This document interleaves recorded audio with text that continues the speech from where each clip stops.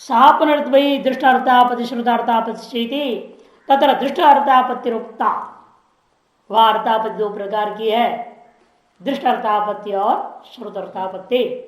दृष्टार्थापत्ति जो कहे गए जो मुख्य दो दृष्टांत है वो दोनों ही समझना।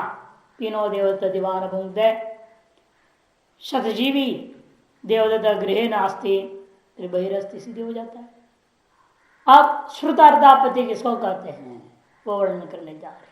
यत्र त्वपरिपूर्णस्य वाक्यस्यान्वय सिद्धये शब्दोऽध्याह्रियते तत्र श्रुतार्थापत्तिरिष्यते।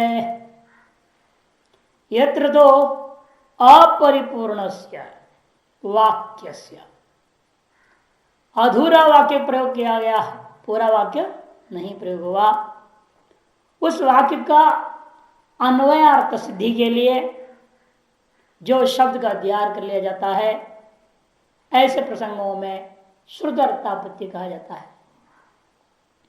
यथा द्वारम द्वारम इतस्मिन् वाक्य, द्वारा द्वारम ऐसा वाक्य प्रयोग हो गया। अन्वयसित्यर्थम शब्दगम्येन आवरणाद्यर्थांतरेण भवितव्यम इति साधारण प्रमाण। अन्वय का सिद्धि के लिए शब्द गम्य आवरण रूपी अर्थ होना चाहिए, इति साधारण प्रमाण ज्ञान हुआ। क्योंकि अर्थापत्ति वही होती ना, साधारण एक असाधारण दोनों का विरोध हो, इसे दिखा रहे हैं। इसलिए द्वारम द्वारम कहने के बाद आपके दिमाग में आएगा इस वाक्य की, अधूरे वाक्य का वाक्यार्थ सिद्धि के लिए, अन्वय सिद्धि माने वाक्यार्थ सिद्धि के लिए कोई ना कोई शब्द हमें ढूंढना पड़ेगा जिसका अर्थ आवरण आदि कुछ न कुछ अन्य होगा। आवरण आदि अर्थांतरेण, आवरण आदि दूसरे पदार्थ के द्वारा होना ही चाहिए। इसका अर्थ सिद्धि आवरण आदि अर्थांतर में दूसरा पदार्थ के द्वारा ही परिपूर्णता को प्राप्त हो सकता है। ऐसे एक सामान्य ज्ञान आपके दिमाग में आया, साधारण प्रमाण है। तस्य श्रुत शब्द अनुपलम्भेन, लेकिन आवरण आदि अर्थ रूपी दूसरा पदार्थ को प्रदान करने वाला कोई शब्द का आपको श्रवण हुआ है? आवरण को कथन करने वाला, अर्थ बताने वाला कोई शब्द आवृयेत, या खोलने वाला शब्द उद्घाटय, ऐसा कोई शब्द का श्रवण हुआ नहीं है, क्योंकि उसने केवल द्वारम द्वारम कह रखा है। तो श्रुत शब्द अनुपलम्भेन बाधे सती अश्रुत शब्द गम्यत्वेन आवरणाद्यर्थ कल्पनीय।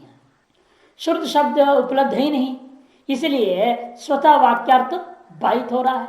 द्वारम द्वारम इतने ही वाक्य क्या है, अर्थकृत बाध हो रहा है, इसे कोई अर्थ तो होना नहीं है, क्योंकि दूसरा जो पदार्थ जो जरूरत है उसको कथन करने वाला शब्द श्रुत न होने से इस वाक्य का अर्थ अधूरा ही है, अतएव बाधित है। तो हमें क्या करना पड़ेगा?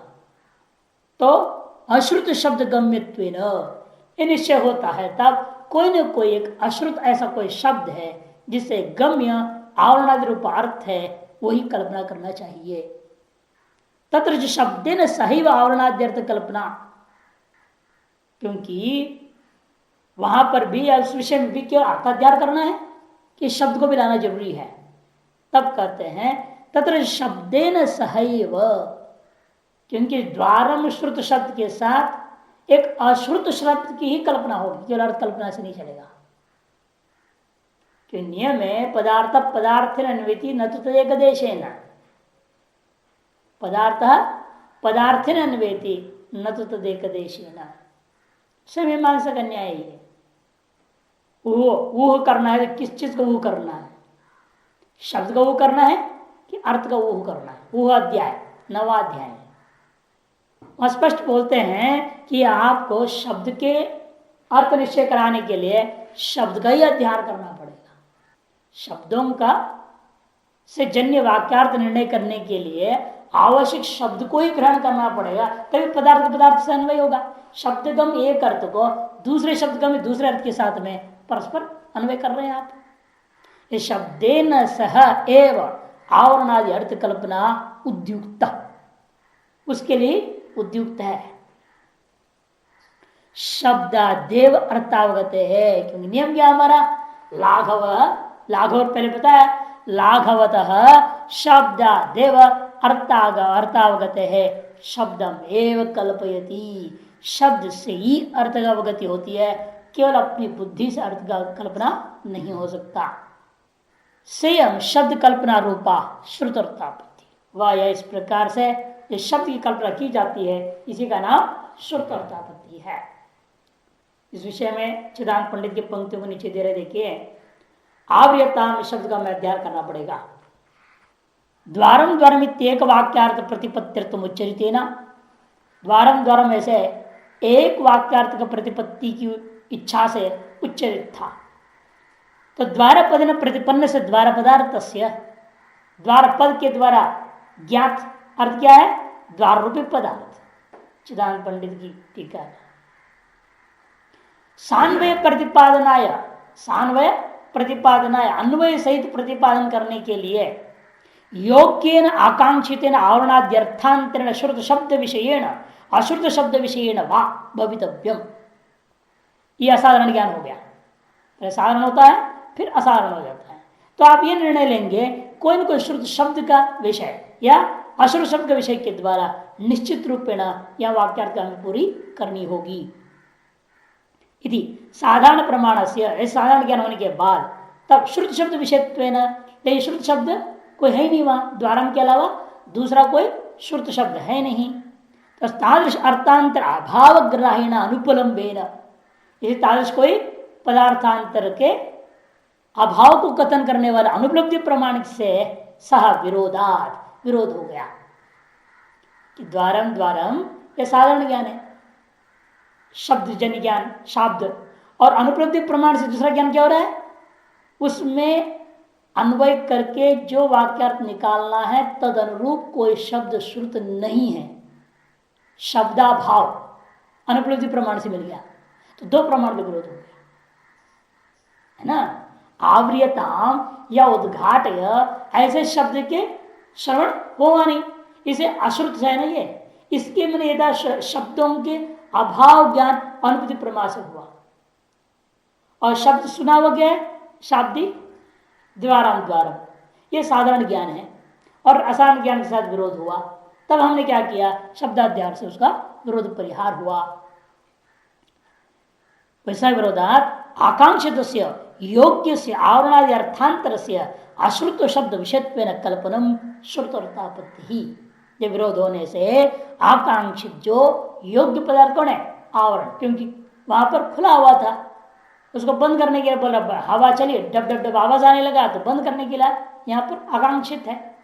इसलिए अर्थांतर से अश्रुत शब्द विषयत्वेन, जो अर्थांतर क्या है, आवरण, वह अश्रुत कौन शब्द है, आवृयताम, उसके द्वारा ही बोध्य है।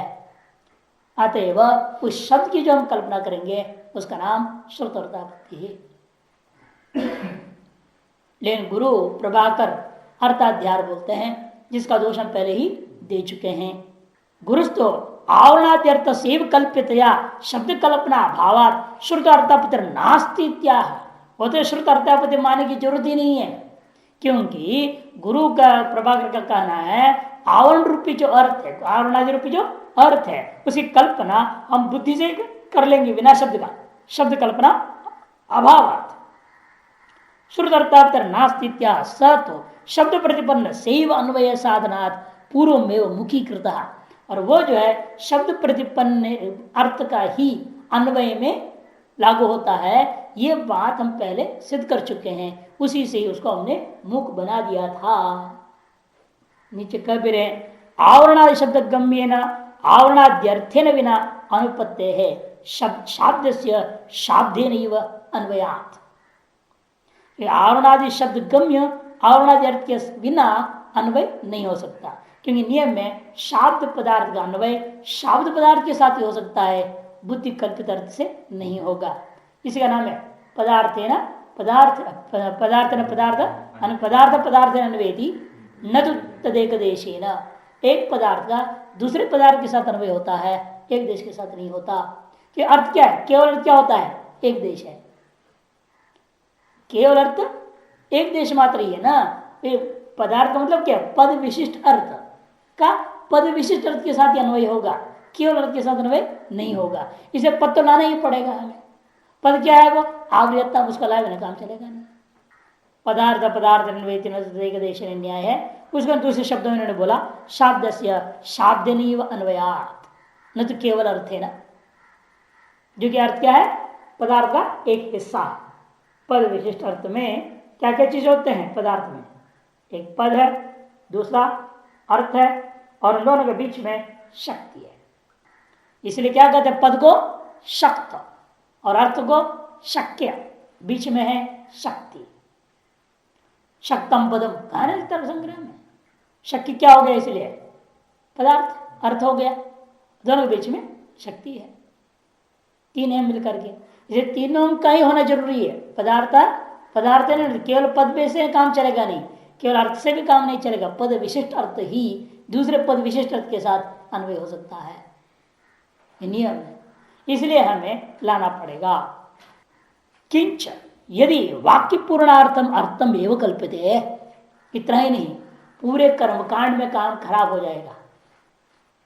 प्रभात के अनुसार चलूंगा, अर्थ कल्पना मात्र करूं, शब्द की ग्रहण न करूं, तो फिर क्या समस्या खड़ी होगी, पूरी कर्मकांड में समस्या आ जाएगा। प्रकृतिवद विकृति ही कर्तव्या, एक सामान्य है ना, अर्थ संग्रह में पढ़ा था, प्रकृति में जैसा होता है वैसे विकृति में लाना पड़ेगा। तो प्रकृति में बता अग्ने जुष्टम निरूपामी मंत्र था, अब जब विकृति में लाओगे तो वहां भी अग्नि बोलोगे क्या, कि विकृति आग में अग्नि देवता ही नहीं है।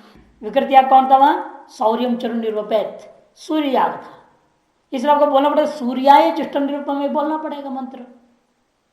अब प्रभाकर के अनुसार चलूंगा तो सूर्याय मणिमन सोच लूंगा, जुष्टम बोल दूंगा, निरूपामी अर्थ कल्पना करूंगा, शब्द बोलूंगा नहीं। फिर मंत्र आधा बोल रहा हूं और देवता का नाम बोल ही नहीं रहा हूं, कि शब्द बोलना नहीं, आपने तो मना कर दिया, शब्द बोलना मना है, शब्द का अध्ययन नहीं करना है आपने, केवल अर्थाध्याय करो। अर्थाध्याय तो मानसिक होगा, मुंह से तो बोला नहीं जाना है।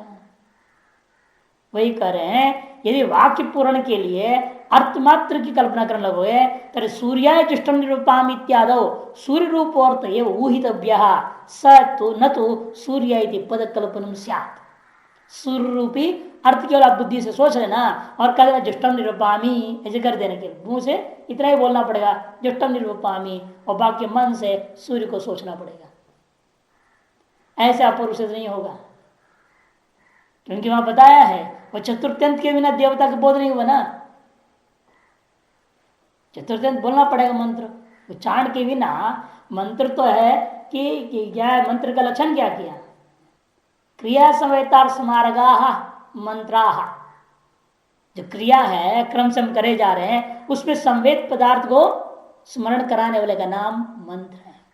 क्रिया हो रही है, एक के बाद एक करना है, वो क्रम भी बता देता है, और उसे रटा हुआ रहता है मंत्र। मंत्र की वजह से क्या है, पूरी क्रिया एक के बाद एक स्मरण होते जाता है। क्रिया समेतार्थ स्मारका मंत्रा। अच्छा, क्रिया में समेत क्या होगा, याग से द्वे रूपे द्रव्यम देवता च, याग का दो रूप होता है ना, द्रव्य और देवता। इसलिए जो मंत्र होते हैं या तो द्रव्य का स्मरण कराएंगे या तो देवता का स्मरण कराएंगे। और आपने जुष्टम निरूपण में बोल दिया तो किसको स्मरण कराएगा ये मंत्र, इसमें देवता बता रहे हो ना, द्रव्य का नाम ले रहे हो, कोई नाम ही नहीं है यहाँ। इसीलिए मंत्र में या तो देवतावाचक शब्द होना चाहिए तो देवता का स्मरण कराएगा वो। ऐसे शब्द का अध्ययन कहे बिना तो मंत्र तो अधूरी ही रह जाएगी, केवल अर्थ से तो काम चलेगा नहीं यहाँ। इसे कहते हैं आपके मतानुसार चलूंगा, सौरम चरोपित निरूपित ब्रह्म काम, इस याग विकृति याग है, दश ब्रह्मा से प्रकृति याग का। और दशवर प्रकृति याग में आया था अग्नि जुष्टम निरूपामी, यदि यदा अग्नि अष्टाकपा निरूपित अमावस्याम पौर्णमास्याम अच्युतो भवती, ये उसका दश पूर्णमास का प्रकृति याग है, वह अग्नि देवता थी, इस अग्नि जुष्टम निरूपामी मंत्र था। वो विकृति में जब आएगा वहां जो जुष्टम निरूपामी तो आ जाएगा, इन अग्नि के जगह पर हमको सूर्य लिख लेना पड़ता है, पदाध्याय के बिना वहां पूरा नहीं माना जाएगा। लेकिन आपके अनुसार तो क्या हो जाएगा, सूर्य व्यर्थ ऊ कल्पना कर लेगा खोपड़ी में, और न तो सूर्यायति पद कल्पनम सियाद, सूर्य पद कल्पना नहीं करेगा, फिर तो आपका क्रिया ही सम्यक नहीं हो पाएगा। जेमिनी सूत्र देखो 9.3.1 में ये सारा वर्णन आया है। ननो प्रकृतो पदार्पित अयम अंश दृष्ट विकृति में पदम कल्प्यम। तब पूर्व पक्षी कहता है प्रभाकर मत वाले, ऐसा है ना, सर्वत्र हम अर्थाध्यायी बोलेंगे 99%, लेकिन कहीं कहीं जरूरत पड़े तो पद कल्पना कर लेंगे जब मजबूरी हो, परिस्थिति हो। यहाँ क्या है कि प्रकृति में पद था ना अग्नि, इसे विकृति में भी मैं सूर्य पद कल्पना कर लूंगा। प्रकृतो पदार्पित अयम अंशो दृष्टा, प्रकृति में पद विशिष्ट ही मंत्र को हमने वहां देखा है।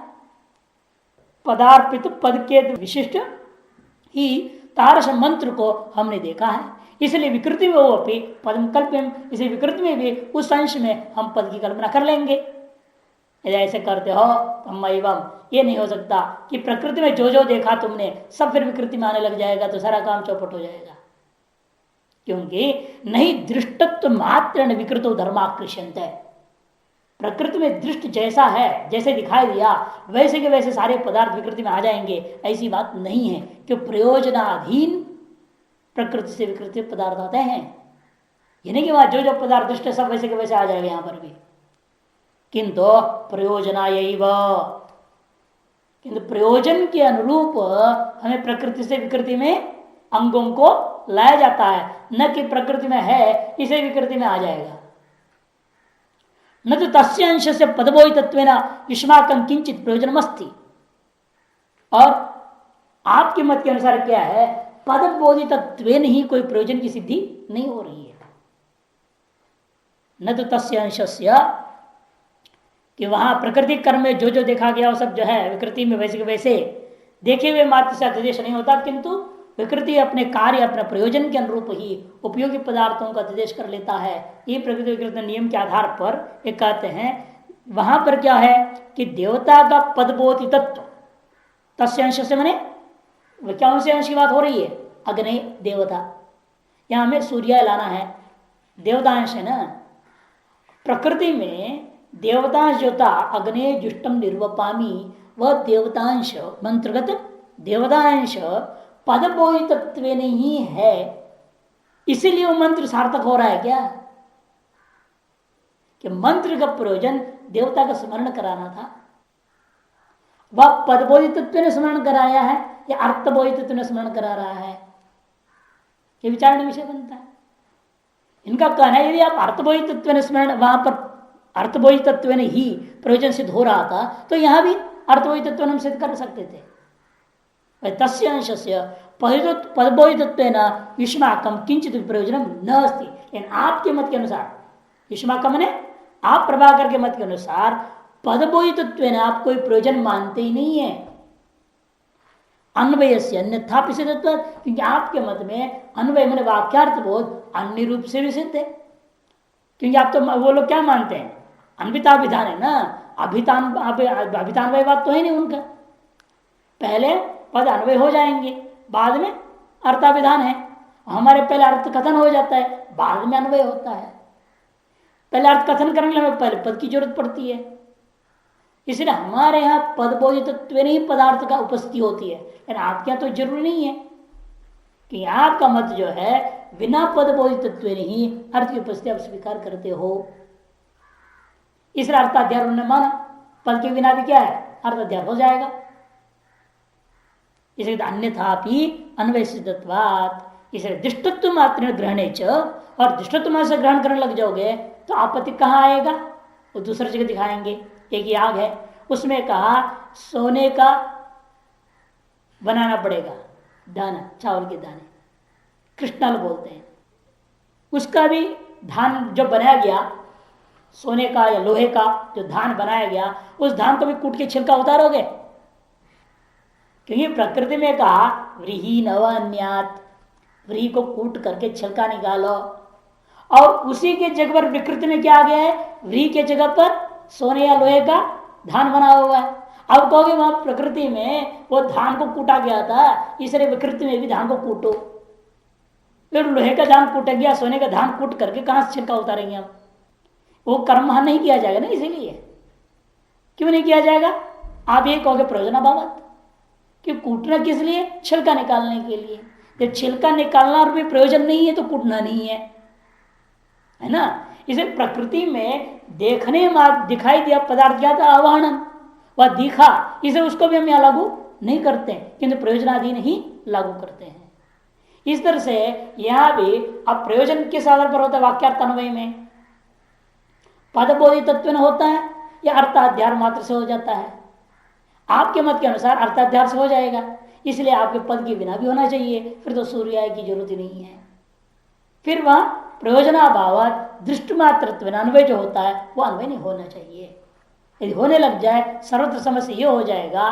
आपने क्वचित किया ना, अग्नि व चतुर्थ्यंत था, इसलिए सूर्य चतुर्थ्यंत लेने के लिए करे, वहां दृष्ट है चतुर्थ्यंत मंत्र में, इसलिए यहां पर भी चतुर्थ मंत्र में अध्यार करूंगा। पद अध्यार को दृष्टत्व हेतु देकर आप स्वीकार कर रहे हो, वो गलत है। दृष्टत्व हेतु क्या है? प्रकृति में दृष्टत्व हेतु के आधार पर विकृति में कोई चीज को आप लाने लगोगे, फिर तो अवर्णन भी सोने का या लोहे का धान में भी करना पड़ जाएगा। दृष्टत्व मात्र ग्रहणे च अवहत गतम एव संस्कारांतरम दृष्टम, है ना। अवहत गतम एव संस्कारांतरम दृष्टम, व्री में अवहनन पूर्वक की छिलका उतारना रूपी संस्कार देखा गया। इति अवघातोपि कृष्टलेशु कर्तव्य स्यात्, अब सुवर्ण कणों में भी प्राप्त हो जाएगा, वहां पर भी अवघात करनी पड़ जाएगी। तस्मात् श्रुत अर्थापत्ति वो सिद्धि, इसे श्रुत अर्थापत्ति के द्वारा शब्द अध्यार करके ही ऊ की सिद्धि होती है, केवल अर्थाध्यास नहीं होता। इत्यास्ता में तत्, बस इतनी ही इस विषय में कहना काफी है। इस तरह से अर्थापत्ति प्रमाण पूरा होने के बाद अब अंतिम प्रमाण अनुपलब्धि प्रमाण आरंभ होता है। अतोपलम्ब योग्यत्व सत्यप्यनुपलम्भनम अभावाख्यम प्रमाणम स्याद अभावस्यावबोधकम। कहते अनुपलब्धि प्रमाण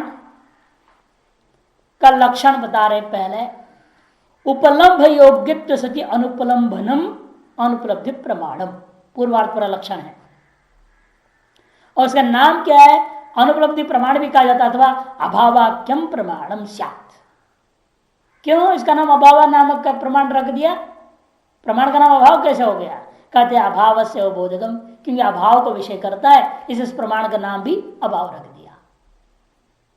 अभाव से अवबोधकम अभावाख्यम प्रमाणम। तो कर्ण का लक्षण क्या है? अत्र अनुपलम्ब करणम, अनुपलम्बन करणम। कीदृश अनुपलम्बनम करणम? उपलम्ब योग्य तो सती अनुपलम्बनम एवं करणम। उपलम्ब के योग्य होता हुआ अनुपलम्ब जो होता है वही करण है। तस्च ज्ञानाभाव रूपत्वा अभाव प्रमाण इत्युच्यते, और वह जो ज्ञान है अभाव रूपत्वा, क्योंकि वो हमेशा जो ज्ञान होगा इस प्रमाण से क्या ज्ञान होगा? अभाव का क्या ज्ञान होगा। इसीलिए ज्ञान अभाव विषय होने के नाते इस प्रमाण का भी नाम अभाव प्रमाण कह दिया।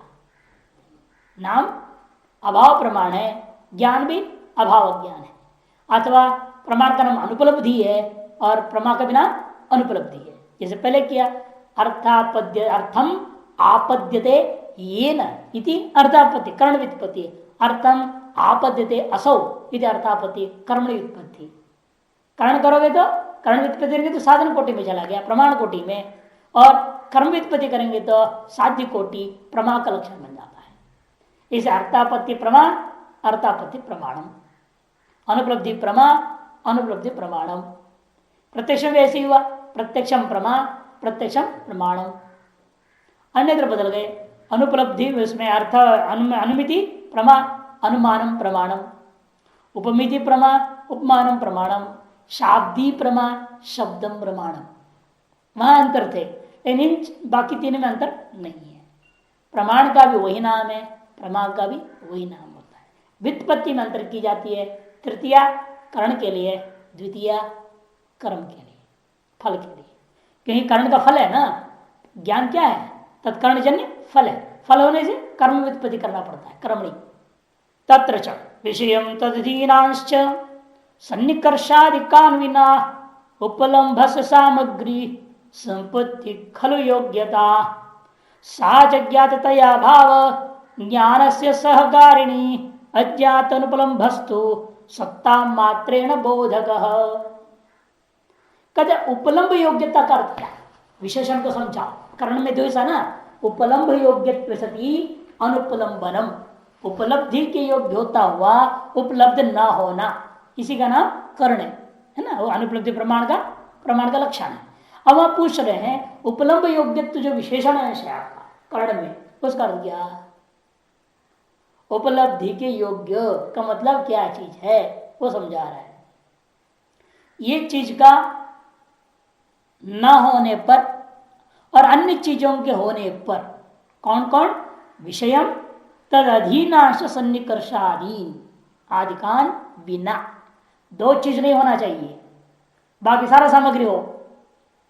कौन दो चीज? घट ना हो, घट का इंद्रिय से सन्निकर्ष न हो। बाकी सामग्री होने का मतलब क्या? अधिकरण होना चाहिए, आंख होना चाहिए खुला हुआ, बंद आंख में नहीं, आंख खुला होना चाहिए, है ना, तभी तो अभाव का प्रसिद्ध करेंगे, अनुभव होगा। अब घट है और आंख बंद कर घटा हुआ बोलो तो कैसे चलेगा? बिल्ली जैसे काम हो जाएगा। बिल्ली यही करती है ना।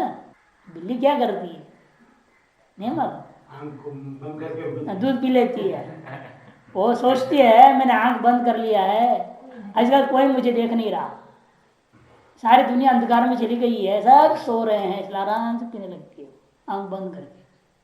क्या उसकी आंख बंद करने में से दुनिया सो जाती है? दुनिया में अंधकार हो जाता है क्या?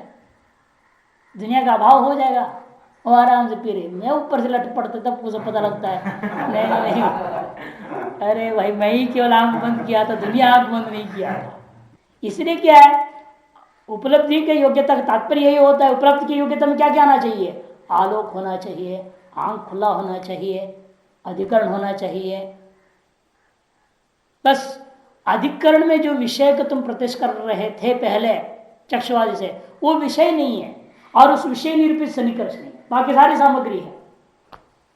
मन भी लगा हुआ है, मन भी एकाग्र है, मैं आंख खुला है लेकिन मन कहीं और है तो भी फायदा नहीं ना। आंख खुला हो, मन कहीं मुंबई पहुंच गया हो तो फायदा क्या? तब भी नहीं होगा। मन भी यही ढूंढ रहा है घट को, मन भी आंख के साथ या लगा हुआ होना चाहिए। मन, चक्षु, खुला हुआ, आलोक और अधिकरण बुधा भूतल, ये मुख्य सामग्रियां ये सारी होनी चाहिए। उसी का नाम योग्यता है। विषय तद अधीनांश सन्निकर्षाधिकान, सन्निकर्षाधिकान का दे इसलिए उनके बिना। और क्या रह गया फिर? उपलम्भस सामग्री संपत्ति, उपलब्धि के जो आवश्यक अन्य सामग्रियां हैं उनकी संपत्ति वहां पर विद्यमानता है, उसी का नाम योग्यता, उपलम्भ योग्यता। साच, और वह ज्ञात होकर के ही अभाव ज्ञान के प्रति कारण होता है। साच ज्ञाततया अभाव ज्ञान से सहकारिणी, वह अयोग्यता ज्ञात होकर के ही अभाव ज्ञान में सहकारी कारण होता है। अज्ञाते अनुपलम्भस्तु, और अज्ञात होकर यदि अनुपलब्धि का कारण बन रहा हो वह सत्ता मात्र न बोधक स्यात्, वह सत्ता मात्र से बोधक हो जाएगा, अभाव का निश्चय कराएगा, निश्चित करा नहीं पाएगा, संशय हो जाए, है ना। मैंने इसका मतलब क्या, आपके अपने को ही इंद्रिया का सदृश दर्शन में संशय हो जाए तो भी क्या होगा? अभाव का ज्ञान नहीं हो पाएगा।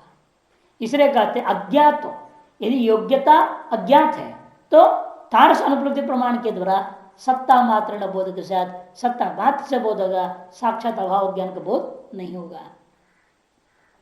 ततश्च, देखो समझा रहे श्लोकों को ही, विषयभूतम घटम तद अधीनाश्च इंद्रिय सन्निकर्षाधीन बिना, उसके अधीन इंद्रिय सन्निकर्षादि, इंद्रिय सन्निकर्ष में साक्षात्कार सन्निकर्ष मात्र नहीं लेना, उनके नैयायिकों के हिसाब से संयोग, संयुक्त समवाय, संयुक्त संवेद समवाय, ये सब लेना पड़ेगा, या समवाय संवेद समवाय, उन सारी चीजों को ले लीजिए। इसलिए हमने बहुत सारे आदिम कह दिए, छोड़ दिया। यत् इनको छोड़ करके बाकी क्या होना चाहिए सामग्री, ये नहीं होना चाहिए, विषय नहीं होना चाहिए, तंत्र विषय निरूपिता सन्निकर्ष नहीं होनी चाहिए। और क्या क्या होना चाहिए लेकिन यह चक्षुर्मीलन, आंख खुला हुआ देखता हुआ सामने, ये खुला और ऊपर देख रहा है तो ही नहीं, हाँ, सामने जहां जिस अभाव को तुम ढूंढ रहे हो उसी अधिकरण को देखता हुआ होना चाहिए आंख।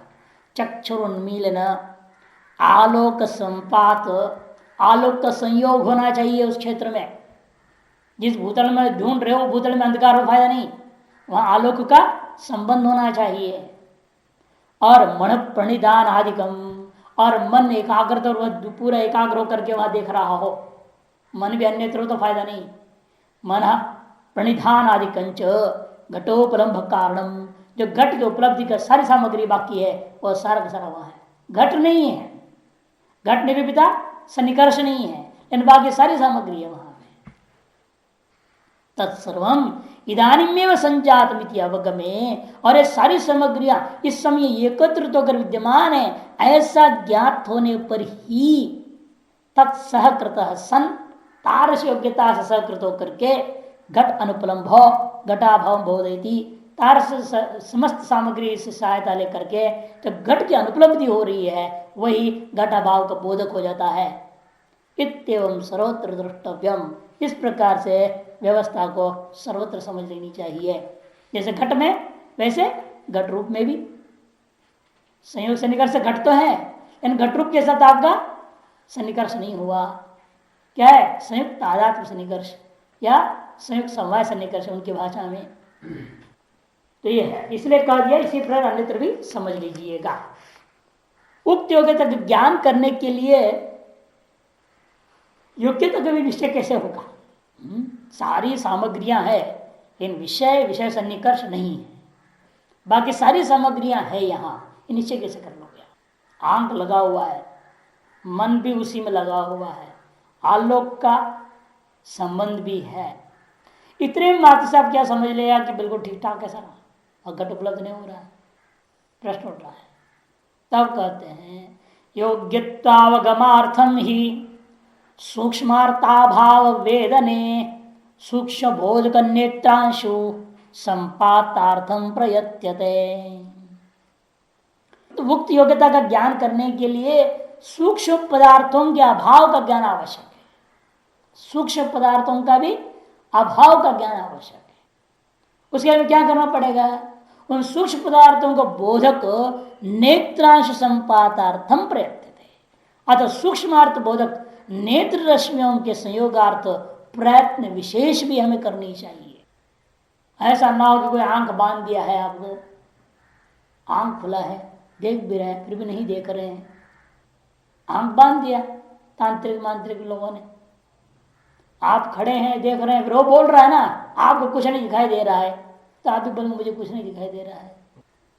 वहां ऐसी स्थिति हो जाती है कई बार, वो हाँ करो तो हूं करोगे, आप ना नू कर दोगे आप भी, वो जैसे बोलेगा वैसे।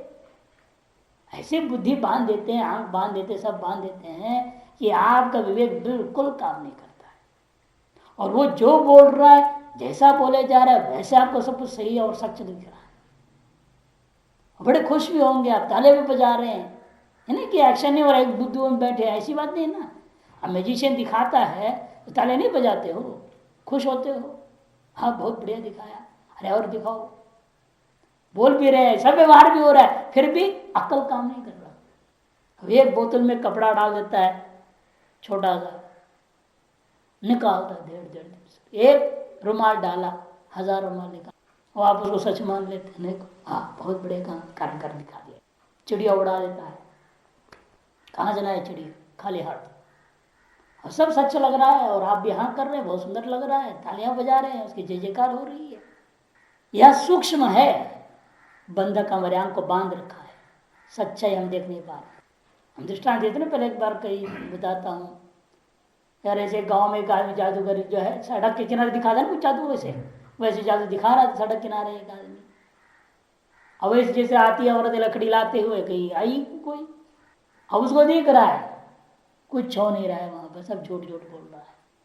अब सारी दुनिया कमाल कर दे इसने, कमाल। क्या बोल रहा था वो?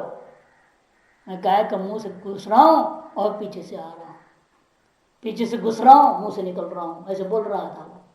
और लोग सब देख रहे हैं, हाँ मुंह खोला और मुंह के अंदर चला गया और तो बाहर निकल गया, वहीं से घुसा फिर इधर बाहर आ गया, सबको ही दिख रहा है।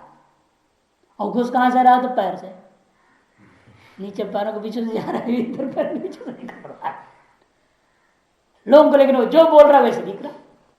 अब वो औरत को नहीं दिख रहा कि कोई ऐसी जड़ी बूटी थी जो बांध रखा था, उसको काट कर रही थी वो।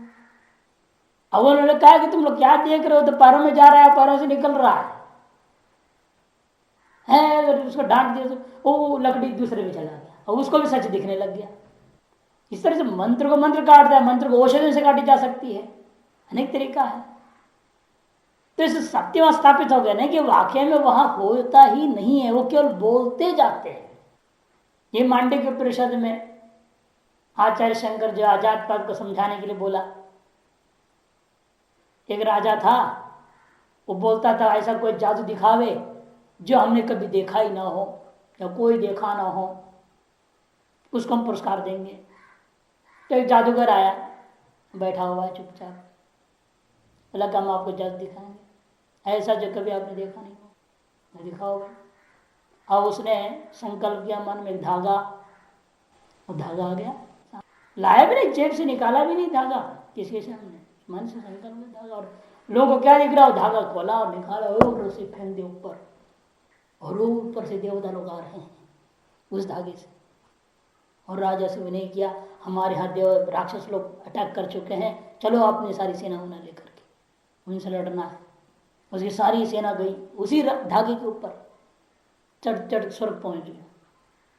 स्वर्ग में लड़ाई हो रही है, लड़ाई यहाँ सुनाई दे रहा है, स्वर्ग में लड़ाई हो रही है और यहाँ घमासान लड़ाई की आवाज सुनाई दे रही है, ठान ठून बज रहा है, तलवार वगैरह खूब हो जाए, कई लोग मर रहे हैं, इसके सैनिक मर के गिर रहे हैं, और राजा वहां बैठा, ये भी यहाँ बैठा, सब वहीं बैठे हुए हैं, और लग जा रहा है, राजा गया और लड़ रहा है। और संत में राजा भी मर गया, नीचे गिर गया। तब राजा घबरा गया, मैं मर गया। जब देखता भी इसने मंत्र बंद कर दी, बोलना बंद कर दिया, और मैं माला नहीं जप रहा था। तब राजा ने धन्य हो महाराज, आपने तो दूसरे लोग तो इधर उधर की बना के दिखाते, तुम तो मेरे को भी बच दिया, तो मेरे को भी ऊपर भेज देनी, सृष्टि बना डाली तुमने। कहाँ थी सृष्टि? न राजा गया, न सेना गई, न धागे से कोई जाता है स्वर्ग, न धागे से उतरता है कोई, है कुछ नहीं। वैसे सारा ब्रह्मांड है भगवान भाषा। इसे कहते सूक्ष्म बोधक आप नेत्र भी जोर लगाना पड़ता है। सूक्ष्म नेत्र रश्मियों के संयोगार्थ प्रयत्न विशेष भी अपेक्षित हो जाती है इस स्थिति में। योग्यत्व से संदेह विपर्यास अथवा सती अभाव्यपि संदेह हो ब्रह्मवास्त्यव तद्यथा। और योग्यता में संदेह हो जाए, योग्यता की भ्रांति हो जाए, तो अभाव का भी संदेह ज्ञान होगा, अभाव का भी भ्रांति ज्ञान हो जाएगा। जिस दृष्टांत देते हैं, रात्रि में अंगूठी आपके हाथ से निकल गया, अंगूठी पहनते ना, हाथ से निकल गया, और रात में उसी समय आपने तुरंत हाथ फेर दिया, लाइट तो थी नहीं, फर्श पर पूरा हाथ लगाए, पूरा इधर उधर उधर लगा, और आपको लगा पूरा कमरा में मैंने हाथ फेर दिया है, ये भ्रांति है। अंगुली नहीं है, गया कहाँ जाएगा, हवा मुड़ जाएगा। लेकिन आपको पूरे पृथ्वी पर हाथ फेरने की भ्रांति है।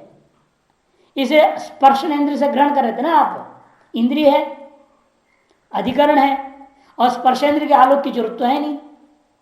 स्पर्शेंद्रिय को आलोक की जरूरत है क्या? नहीं है। इंद्रिय है, मन पूरा लगाया है, पूरा हेर फेर को दौड़ा आगे पीछे पूरा देख चुके हो और निर्णय कर लिया अंगुलिकम नास्ति, ये संशयत्वात् अथवा विपर्याद्वा। इसलिए कहते हैं तमसी भ्रष्टमन विश्यन कराभ्याम अंगुलीयकम सर्वोर्विस्पर्श संदेहाद अभाव्यप्येति संशयम। अंधकार में भ्रष्टम अंगुलीयकम अन्विष्यन, गिरा हुआ, भ्रष्ट मने गिरा हुआ, हाथ से निकल गया, भ्रंशित उस अंगुलीयकम, उस अंगूठी को अन्विष्यन ढूंढते हुए, कैसे? कराभ्याम, दोनों हाथ से, दोनों हाथ लगा करके पूरा का पूरा रात भर लगा रहा और मिला नहीं। सर्वोर भी स्पर्श संदेहात, और क्या सोच रहा है, पूरा कमरे के जितना धरती था पूरा का पूरा मैंने हाथ फेर दिया है, लेकिन मिला नहीं। संदेहात अभाव्यप्यति संशयम, अभाव्यपि एक से अभाव ज्ञान भी क्या हो जाएगा, संशयात्मक ज्ञान हो जाएगा। अंगुलिकम नास्ति, ऐसे ज्ञान भी संशयात्मक ही रहेगा, क्योंकि पूरी पृथ्वी के स्पर्श में संशय है तो वहां भी संशय हो जाएगा। और पूरे में संशय नहीं है, किंतु पूरी की पूरी कमरे का जमीन को छू दिया हूं, ऐसे यदि भ्रांति हो जाए तो अभाव ज्ञान भी भ्रांति रहेगी कि सुबह होने के बाद झाड़ू मारेगा तो वही मिलेगा, कहाँ गया हो तो वही रहेगा ना। इसलिए कहते हैं तथैव सर्वतो स्पर्शे मत्ता सर्वाभिमर्शनम सतएव अंगुलीयस्यापि अभावं बुध्यते भ्रमात्। तथैव सर्वतो स्पर्श, यदि भी पूरी फर्श को छू नहीं सकता कोई, रात में कहाँ कहाँ हाथ डालेगा, कहाँ कहाँ हाथ डालते फिरेगा, पूरे कमरे में भी हाथ चला पाओगे अंधकार में, तो पूरे आप कमरे में हाथ फेर के देख भी नहीं सकते हैं। लेकिन फिर भी आपकी भ्रांति हो गई, सर्वाभिमर्शना, मैंने पूरे में स्पर्श करके देख लिया हूं, तब सतएव अंगुलीयस्य, उसी कमरे में उस अंगूठी के विद्यमान रहने पर भी अभावम बुध्यते, आपका भाव ज्ञान हो जाएगा, वह भ्रांत्यात्मक होगा। इसीलिए स्पर्श में संशय है तो संशय ज्ञान होगा, स्पर्श में भ्रांति है तो भ्रांति होगा। तस्मात् योग्यत्व निर्णय अत्र सहकारी, इसलिए सब कुछ निर्भर किस पर होगा, उपलब्धि की योग्यता के ऊपर। उपलब्धि योग्यता सती अनुपलम्भनम, ये तो था ना करना, उसमें उपलब्धि योग्यता सबसे महत्वपूर्ण चीज है, उसी के सहकार से सारा निर्णय होता है। यदि उसका निश्चय हो गया, ज्ञाते सती अभाव निश्चय हो जाता है, संदेह सती अभाव से संदेह, भ्रमे सती अभाव से भ्रमात्मक। अनुपलम्ब वस्तु द्विविध, और ये जो अनुपलम्ब है वह भी दो प्रकार का है, प्रमाणाभाव रूप स्मरणाभाव रूप। प्रमाणाभाव रूप और स्मरणाभाव रूप दो रूप है, और प्रमाणाभाव में भी पूरे 6 प्रमाणों का ले सकते हैं, पूरे पांच प्रमाणों को ले सकते हैं। तथा प्रत्यक्ष प्रमाणाभाव रूपाद अनुपलम्बाद घटाद्य भाव ज्ञानम उक्तम, ये जो दृष्टांत दिए थे हम लोग घट का, वो क्या था, प्रत्यक्ष प्रमाण अभाव रूपा अनुपलम्भा, प्रत्यक्ष प्रमाण अभाव रूपा अनुपलम्ब के आधार पर घटादि का भाव ज्ञान हो गया। क्योंकि प्रत्यक्ष प्रमाण से जो घट को ढूंढ रहे थे वो नहीं था, और प्रत्यक्ष प्रमाण का मुख्य प्रमाण कौन है, सन्निकर्ष, वो नहीं था। सन्निकर्ष अभावात आपने घटाभाव ज्ञान कर लिया। इसलिए पहले लक्षण क्या कहते योग्यता में, विषय और विषय का सन्निकर्ष आदि। आदि इसलिए भी कहना पड़ता है, जहां पर प्रत्यक्ष का नियम अनुमिति के मामले में तो व्याप्ति ज्ञान का भाव करण है ना, इसलिए सन्निकर्ष आदि से व्याप्ति ज्ञान भी ले लेना, सादृश्य ज्ञान ले लेना, उपमिति प्रमाण का विषय को लेकर भाव ज्ञान होना के लिए वहां उपमिति में क्या होता है, उपमान प्रमाण सादृश्य ज्ञान। इसलिए कहते हैं वो जो प्रमाण है, प्रमाण से क्या लेना, इंद्रिय नहीं लेना, इंद्रिय होना जरूरी बोल चुके हैं, इंद्रिय नहीं लेना, प्रमाण से यहां सन्निकर्ष। उसके अभाव के कारण से घटाभाव का निश्चय हुआ ना। यदि चक्षु का घट संयोग सन्निकर्ष होता तो घटाभाव का ज्ञान होगा क्या, नहीं। चक्षु घट सन्निकर्ष न होने से आप निश्चय लिया घटाभाव। इसलिए कहते हैं प्रत्यक्ष प्रमाण अभाव रूपात, मैंने सन्निकर्ष अभाव रूप से अनुपलब्धि के आधार पर घटाद्य भाव का आपने ज्ञान जो किया वह प्रत्यक्ष प्रमाण अभाव निरूपिता अभाव ज्ञान है। इसी प्रकार एवं अनुमान गम्य अर्थानाम अभाव ग्रहणे योग्य अनुमान अनुदयो बोध को द्रष्टव्य स्यात्। अनुमान गम्य अर्थों का अभाव ग्रहण करने में योग्य अनुमान का, अनुमान माने व्याप्ति ज्ञान का अनुदय ही हेतु है, वहां समझ लेना। यथा जैसे रूप दर्शन बोधकस्य चेष्टालिंग का अनुमान से अनुत्पत्ति उलूक दिवास रूप दर्शन भाव बोधेति इत्युक्तम मनोरथ मिश्र ही। मनोरथ मिश्र नाम का कोई व्यक्ति पंडित विद्वान, उन्होंने व्याख्या करते हुए इसके दृष्टांत बहुत सुंदर दिया। उल्लू रूप को देखता नहीं है दिन में, ये कैसे निश्चय हुआ आपको? कोई आदमी आ जाए यहाँ और अपने आप को अंधा करके एक्टिंग करने लगे, आपको निश्चय कैसे कि अंधा है या नहीं? किस निश्चय करोगे? आंख देखने में तो खुला है, ठीक दिख रहा है, लेकिन करने चल रहा है। जान भी इधर उधर देखता नहीं, वो सीधा रखा हुआ है हमको और नाटक करते हुए चल रहा है। वैसे आप बिल्कुल ठीक हो तो भी आपको पता कैसे चलेगा उसका ठीक है या नहीं है?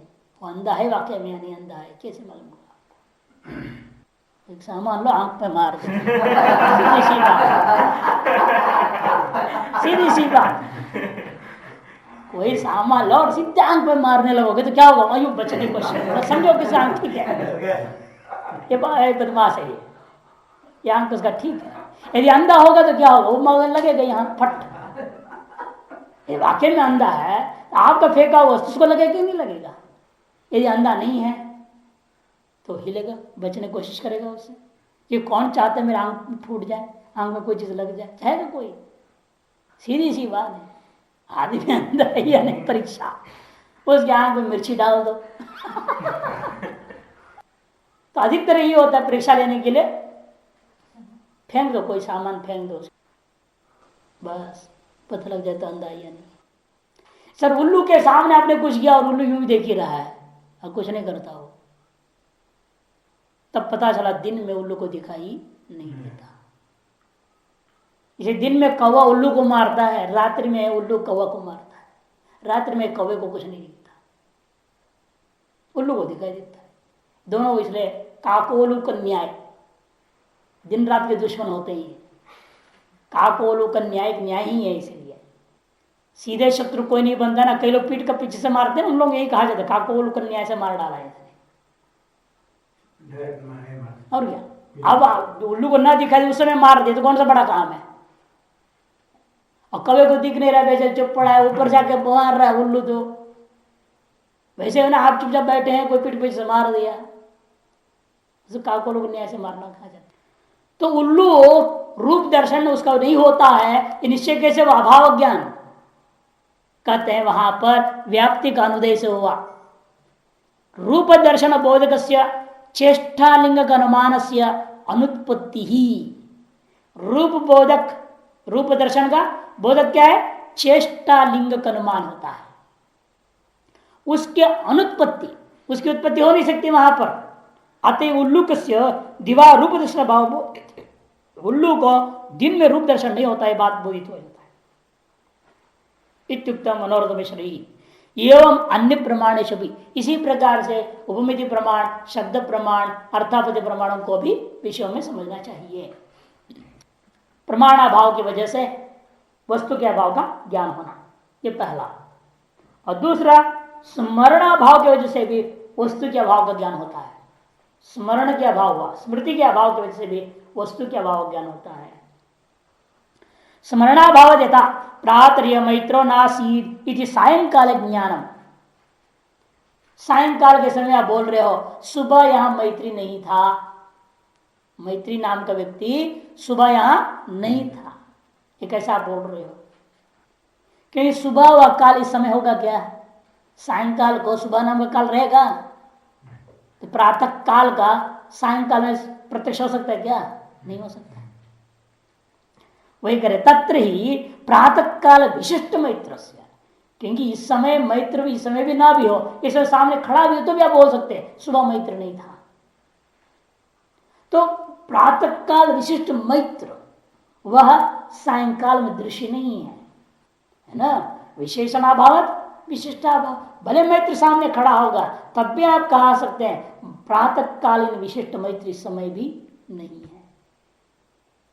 और एक कह सकते हैं प्रातःकालीन मैत्र नहीं था, क्योंकि प्रातःकाल विशिष्ट मैत्र प्रातःकालीन है ना, वो उस समय नहीं था। ये बात किस आधार पर बोलोगे? स्मृति के आधार पर ही तो बोलोगे। यार कई बार स्मृति का अभाव हो गया, मैत्र था लेकिन आपको होश नहीं है, और सायंकाल किसी ने पूछा नहीं था वो सुबह नहीं था यहाँ पे, ऐसे बोल दिए। कई बार होता है, रहता हुआ व्यक्ति को भी नहीं है बोल दिया जाता है कि मालूम नहीं कहाँ है, जवाब दे दिया नहीं है। स्मरणाभावात इस तत्र ही प्रातः काल विशिष्ट मैत्र से सायंकाले दर्शन योग्यत्व भावात स्मरण योग्यत्व सदी अस्मरणम एव स्मरण के योग्य होता हुआ अस्मरण के वैसे वहां पर कह दिया तदानीम प्रातः काल विशिष्ट मैत्र भाव से बोधकम आश्रयते है। इसलिए स्मरण के योग्य होता हुआ भी अस्मरणम एव स्मरण के योग्य होते हुए स्मृति का न होना ही वह कारण बन गया। अतः प्रातः काल विशिष्ट मैत्र के अभाव का बोध होता है। लेकिन कब हो रहा है? लेकिन ये सारी बात सायंकाल में। तार्किकास्ट ये न्यायिक आदि लोग अनुवृत्ति प्रमाण और अभाव नाम का विषय को पृथक नहीं गिनते हैं। वो लोग किसमें ले जाते हैं? इसको अनुमान आदि प्रमाणों में डाल देते हैं। अधिकतर अनुमान से ही सिद्ध करते हैं। अभाव से प्रत्यक्षादि गम्यत्म आचक्षाणा, और कई लोग अभाव को प्रत्यक्ष से ही गम्य मान लेते हैं। प्रत्यक्ष आदि कुछ अनुमान में लेते हैं, कुछ लोग प्रत्यक्ष ले लेते हैं, है ना। न्यायिक तो विशेष विशेषण भाव सन्निकर्ष से प्रत्यक्ष होता मानते हैं ना। घट संयुक्त नहीं, चक्षु संयुक्त है भूतल, उसमें घटाभाव आपने देखा विशेषण सन्निकर्ष से, तो संयुक्त विशेषणता सन्निकर्ष से घटाभावत भूतल बन गया। भूतल घटाभाव सप्तमी कर दूंगा तो भूतल में संयोग हुआ, वहां विशेष बन रहा है कौन? घटाभाव। भूतले घटाभाव तो संयुक्त विशेषता सन्निकर्ष माना जाएगा। इस तरह से विशेषणता तो विशेषता सन्निकर्ष के द्वारा प्रत्यक्ष मानता है कौन? न्यायिक। और कुछ अन्य लोग अनुमान में अंतर्भाव कर देते हैं। इसे कहते प्रत्यक्षादि गम्यत्वम आचक्षाणा अनुपलम्ब गम्यताम न समन्यन्ते। ये अनुपलब्धि प्रमाण की तरह गम्य है ऐसा ये लोग सम्यक मानते नहीं है, अर्थात बिल्कुल स्वीकार करते नहीं है। तदयुक्तम उनके कहना ठीक नहीं। क्यों? ते सायंकाले प्रातः कालीन अभाव ज्ञान से इंद्रजनित भावात। जैसे कि सायंकालीन में आपने प्रातः कालीन वस्तु के अभाव जब करोगे तो प्रातः काल विशिष्ट वस्तु के साथ इंद्रिय से निकर्ष होगा क्या? तो फिर आपको कैसा भाव ज्ञान होगा? वहां भूतल में घटाभाव ज्ञान तो ठीक है, लेकिन जब काल विशिष्ट कहूंगा तो वहां भी नहीं हो सकता। आपके चक्षु सायंकाल विशिष्ट भूतल को देख रहा है और उस सायंकाल विशिष्ट भूतल में क्या विशेषण बन रहे हैं? प्रातः काल विशिष्ट घटाभाव, प्रातः काले घटाभाव अस्ति। ये कब हो रहा है ज्ञान? सायंकाल में। प्रातः काले घटाभाव आसीत बोलना पड़ेगा, हाँ? भूतकाल है ना। प्रातः काले घटाभाव आसीत, ये कब कह रहा है? सायंकाल में। तो सायंकाल में जिस भूतल में वो देख रहा है, सायंकाल विशिष्ट भूतल में, वो सायंकाल घटाभाव को ही देख सकता है, प्रातः घटाभाव को तो देख नहीं सकता कि वह काले उस इंद्रिय का भूतल विशेषण रूप में दिख नहीं सकता, अन्य अन्य काल को भी। तो इसीलिए हमेशा क्या होता है, इंद्रियां अधिकरण पर संबंध करते हुए उस अधिकरण में विद्यमान तत्कालीन वस्तु के अभाव को प्रत्यक्ष कराते हैं, भूत या भविष्यकालीन वस्तु को प्रत्यक्ष कर नहीं सकते। फिर उन अभाव का ज्ञान नैयायिकों को होना ही नहीं चाहिए, है ना। लेकिन होता है संसार में भूतकालीन विषय का भाव का ज्ञान, भविष्यकालीन विषय का भाव का ज्ञान होता है। इसीलिए कहते हैं कि उन अज्ञानों का विषयभूता जो अभाव है उसको फिर कौन प्रत्यक्ष करेगा? कौन से प्रमाण से ज्ञान होगा? ये तेप ही सायंकाले प्रातः काल भाव ज्ञान से इंद्रजनित भावाद उक्त प्रकार अनुपलम्बजत्वमेव बलाद अंगीकुर्वीरन। इसलिए जबरदस्ती उन्हें मानना ही पड़ेगा और कोई रास्ता नहीं है ऐसे अभावों को ज्ञान करने के लिए। अनुपलब्धि प्रमाण स्वीकार करना पड़ेगा, क्योंकि ऐसे अभाव, ऐसे विषयों के अभाव का ज्ञान प्रत्यक्ष आदि किसी भी प्रमाण से हो नहीं सकता। ननो तत्र स्मरणाभाव लिंगेन प्रातः काल अभाव अनुमीयते। चलो प्रत्यक्ष नहीं हो सकता तो अनुमान कर लूंगा, स्मरणाभावात हेतु दे दूंगा। स्मरणाभाव रूपी लिंग के द्वारा प्रातः कालीन घटाद्य भावों का अनुमान कर लूंगा। कथम स्मरणाभाव से ज्ञातुम अशक्यत्वा। स्मरणाभाव को आप कैसे निश्चय करोगे? स्मृत्य भाव का निश्चय नहीं हो सकता है, क्यों? स्मृति किसके अधीन है? संस्कार। और संस्कार कौन सा उदय हुआ कौन सा उदय नहीं हुआ निश्चय कर लोगे अपना, क्योंकि कौन सा संस्कार उदय हुआ और कौन सी स्मृति हो गई है ये तो कार्य के पर निर्णय होगा, कार्यान्वय है ना। अतः स्मृति को कोई प्रत्यक्ष नहीं कर सकता, जान नहीं सकता, तथा स्मृति अभाव को भी कोई नहीं जान सकता, क्योंकि आपको खुद को पता नहीं है कौन से संस्कार है कौन सा संस्कार नहीं है। ये कैसे निश्चय कर लोगे? अमुक संस्कार से अमुक स्मृति हुई और अमुक संस्कार से का अभाव की वजह से अमुक स्मृति का अभाव हो गया है, ये कैसे निश्चय कर लोगे आप कि संस्कार और स्मृति का परस्पर कार्य का अनुभव है? जब संस्कार ही अप्रत्यक्ष है, उसको ही कोई ज्ञान नहीं कर सकता, सही निश्चय कोई नहीं कर सकता, तो संस्कार जन स्मृति का अनुभव कैसे करेगा, कोई निश्चय कैसे कर लेगा? इस स्मृति या स्मृति के अभाव, इस प्रकार की चीज को कोई जान ही नहीं सकता जब तक वो हो नहीं जाते। होने पर मालूम हो जाता ना, स्मृति हो गई तब आपको हो अमुक चीज स्मृति आ गई है, इसका मतलब अमुक चीज स्मृति का हो जाने से उसका संस्कार आपके अंदर था, या आप अनुमान कर लोगे, है या नहीं? अब हम कोई प्रश्न पूछते हैं, आप जवाब नहीं देते तो हम क्या अनुमान करेंगे? और इसका मतलब एक विषय संस्कार इनके अंदर नहीं है, तभी उस विषय की स्मृति नहीं हुई। अब वैसे तो घोषणा नहीं कर सकता आपके अंदर अमुक अमुक संस्कार नहीं है, कैसे कह दूंगा मैं? ये तो कोई कह नहीं सकता ना। अमुक संस्कार न होने से तो आपको कभी अमुक का स्मृति नहीं होगी, ऐसे कैसे कह देंगे? ये तो कह नहीं सकता कोई भी व्यक्ति। क्यों? क्योंकि कोई भी व्यक्ति किसी के अंदर विद्यमान, अपने अंदर विद्यमान भी कोई संस्कार को जान ही नहीं सकता। अतः स्मरणाभाव को जानना असंभव होने से उस हेतु को लेकर कोई व्याप्ति नहीं बन सकती है। स्मृत्य भाव मनोग्राह्यम इच्छन्ति किल तार्किकाः तच्चायुक्तम वयम तावत् ज्ञाना प्रत्यक्षवादिनः।